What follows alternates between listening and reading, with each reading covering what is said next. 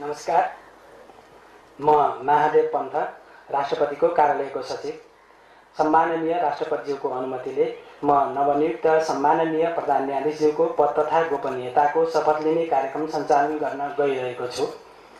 सम्माननीय राष्ट्रपतिज्यू, सम्माननीय उपराष्ट्रपतिज्यू, सम्माननीय प्रधानमन्त्रीज्यू, नवनियुक्त सम्माननीय प्रधान न्यायाधीशज्यू, प्रतिनिधि सभाका सम्माननीय सभामुखज्यू, राष्ट्रिय सभाका सम्माननीय अध्यक्षज्यू, माननीय मन्त्रीज्यूहरू, प्रतिनिधि सभामा विपक्षी दलका माननीय नेताज्यू,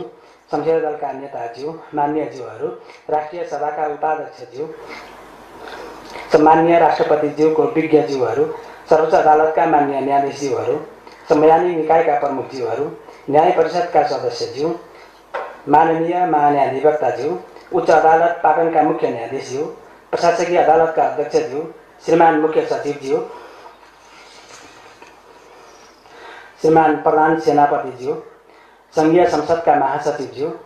सर्वोच्च अदालतका मुख्य रजिस्ट्रारज्यू, नेपाल सरकारका सचिवज्यूहरू एवं विशिष्ट श्रेणीका पदाधिकारीज्यूहरू,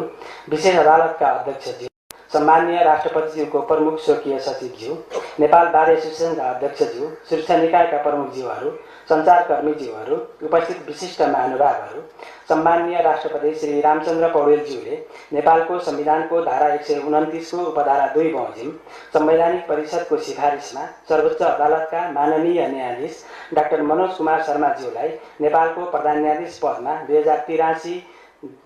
25 मा नियुक्त गर्नुभएको छ। सर्वोच्च अदालत ऐन 2048 को दफा 8 मा